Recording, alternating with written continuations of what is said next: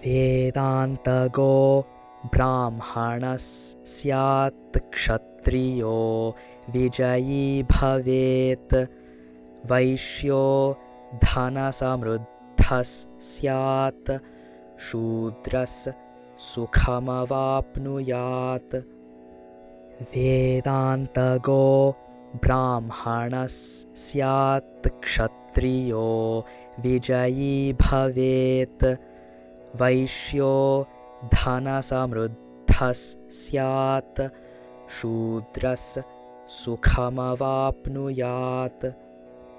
वेदान्तगो ब्राह्मणः स्यात् क्षत्रियो विजयी भवेत् वैश्यो धनसमृद्धः स्यात् शूद्रः सुखमवाप्नुयात्।